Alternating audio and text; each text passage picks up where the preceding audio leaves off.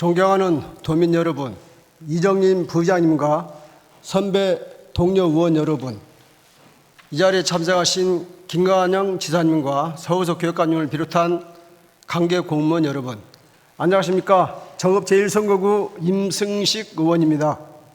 먼저 옥종호 수질 악화에 따른 옥종호 수질 개선 대책 촉구와 섬진강 광역 급수 체계 변경 투트랙 전략 수립을 제안하고자 합니다. 2015년 8월 옥종호 상수원 보호구역은 제조적으로 인하여 상수원 보호구역을 83%나 해제하였습니다. 당시 옥종호 수역 3개 시군과 우리 전라북도가 맺은 상생협력선언서에 따르면 물 부족 국가로서 장래에 지속 가능한 수단 확보를 위한 지역적 노력으로 지속적으로 고수질 다수량의 옥종호 수단 확보를 위한 노력을 강구한다라고 규정하였습니다. 이렇게 어렵게 이끌어낸 상생협력서가 아닐 수 없습니다. 옥종호 상수원 보호구역 재조정이 약 7년 2개월이 지난 현 시점에서 상수원 보호구역 재조정에 따른 수질 보존 대책의 실효성에 대해 어떻게 평가하시는지 지사님께서는 말씀해 주시기 바랍니다.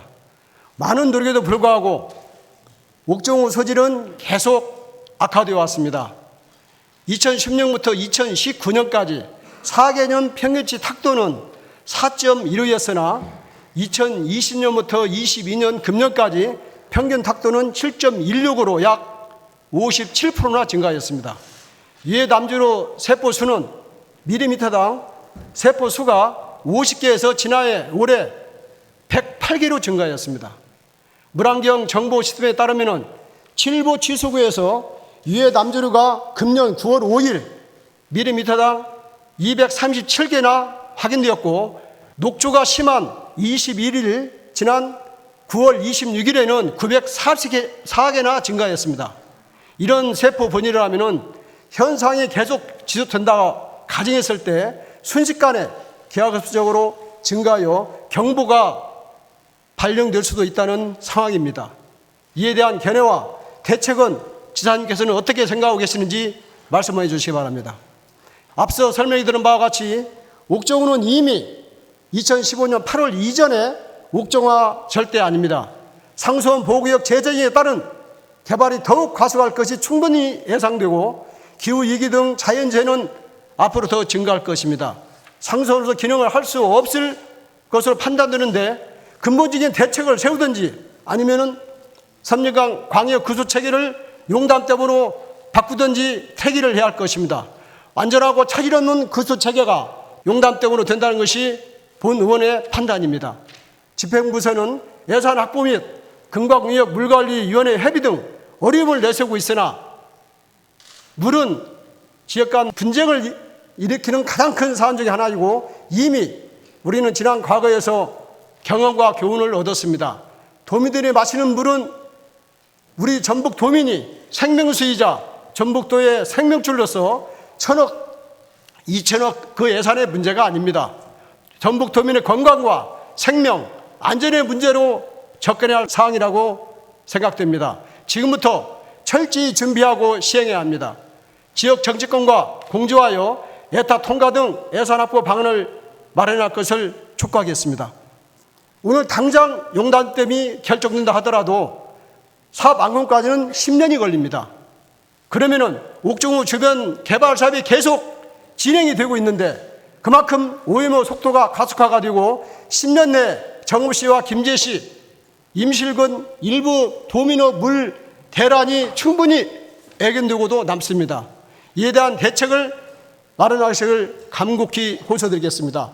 다음은 전북 외상센터 권역에 대해서 말씀드리겠습니다. 권역 외상센터 지정 목적은 보건복지부에서 중증 외상 환자에게 360일 24시간 전국 어디서나 1시간 이내에 진료가 가능하도록 하고 지역사회 중증 외상 관리 체계의 중추기관으로서 역할을 수행하도록 하기 위해서 설립하였습니다.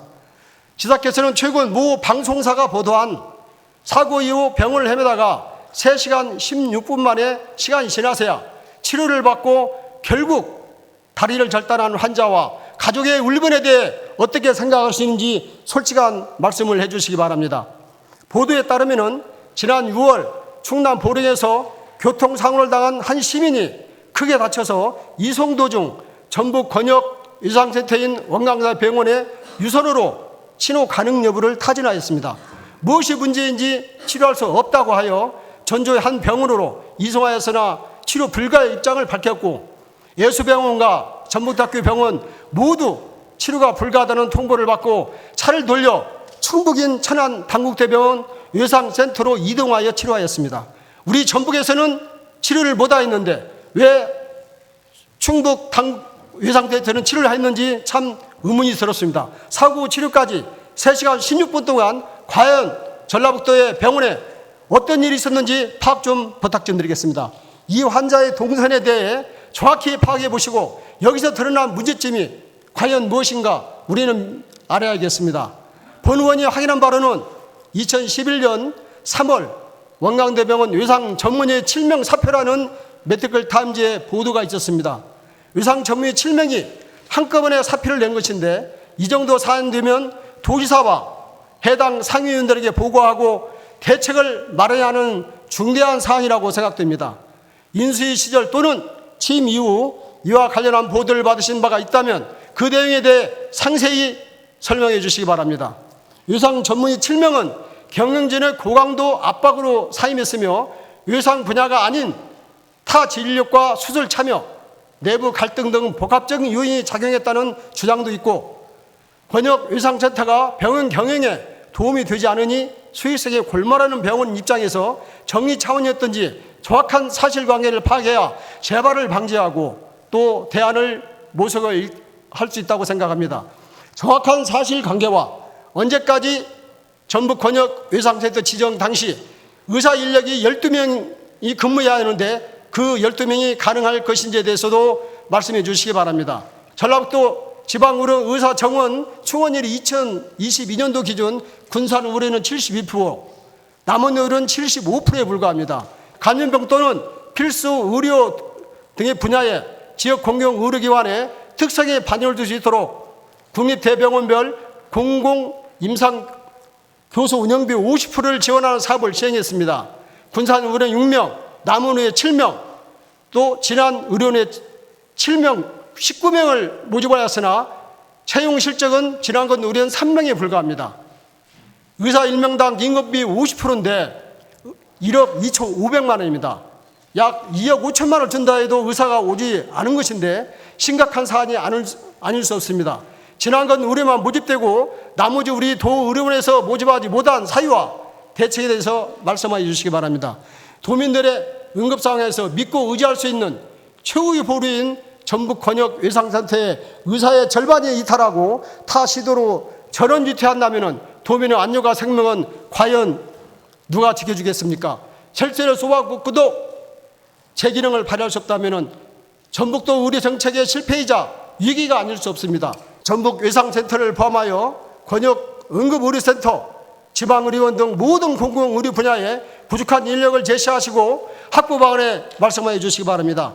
다음은 축산 문제 처리 및 축산 악취 등에 대해 확인하겠습니다.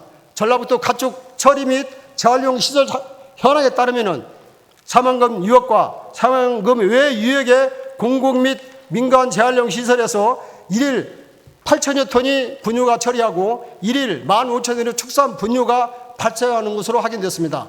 지사님께 묻겠습니다. 가축 분유 발생량이 1일 15,000여 톤이 발생하고 자가 처리는 11,000여 톤이 됩니다. 발생량 대비 74%나 점유하는데 자가 처리가 과다한 것은 아닌지 생각할 필요가 있습니다. 지사님의 견해를 말씀해 주시기 바랍니다. 자가 처리는 제가 볼 때는 거의 농가에 직접 뿌리는 자가 처리입니다.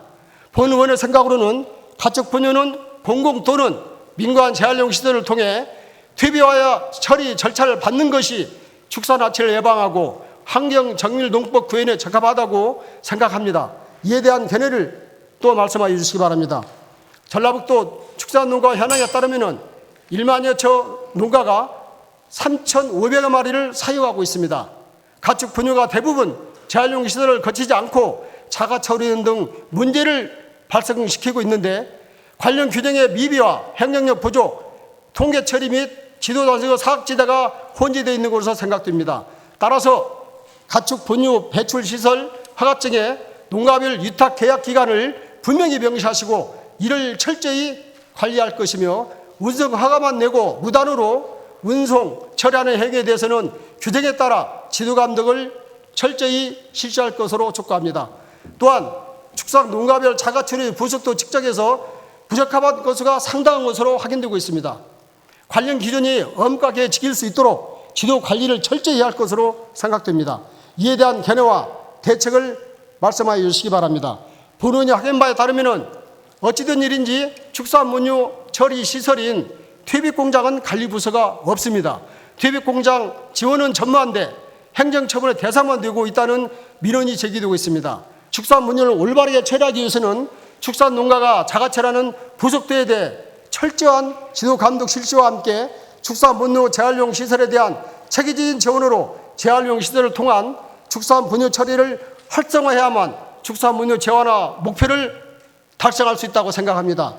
전북도 시구별 축산아치 민원 접수 해결 현황에 따르면 민원 접수는 축사가 790건이고 가축분유 재활 시설은 240건에 불과합니다. 총 1000건인데 제가 볼 때는 축산분유 처리 및 재활용에 따른 투자가 필요할 것이라고 역설됩니다. 단속만이 능사가 아닙니다.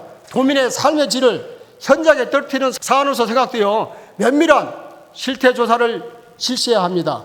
농지무단 살포 및 과다 살포, 수시 측정 및 점검체계 구축, 축산분유 초래에 따른 농지별 데이터베이스 구축 등 대책을 철저히 수행해야 함을 반증하는 결과라고 볼 수 있습니다. 이에 대해 지사님의 결의와 대책을 말씀하여 주시기 바랍니다. 축사는 어찌 보면 전라북도의 농업의 한 사업입니다. 그러나 악취를 제거 안 한다면 농촌은 말 그대로 농촌이 아니고 악취나는 그러한 농촌이 될 수 있습니다. 지금 동구바다의 가수원길 코스모스 아카시아 냄새가 나는 게 아니고 시골은 악취로 뒤끓고 있습니다. 정확한 축산분유 관리와 또한 지원과 감시와 대책이 꼭 필요하다고 생각을 합니다. 그리고 앞서 말한 용담댐 문제는 이것은 행정적으로 처리할 것이 아니고 지사님께서 정치적으로 정말 전북 도민을 위해서 앞으로 10년 후면은 분명히 옥정호는 제가 볼 때는 상수원으로서 할 수가 없습니다. 한북에서 탐방을 갔다 왔는데 절대 앞으로 5년 후면은 상수원으로 할 수가 없습니다. 용담댐으로 바꿀 수 있는 것을 정치적으로 해결하고 또한 모든 것을 동원해서 용담댐도 물을 우리가 먹을 수 있으면은 옥정호도 살릴 수 있을 거라고 생각을 합니다. 지사님께서 확실한 답변을 부탁을 드리겠습니다. 경청해 주셔서 감사합니다.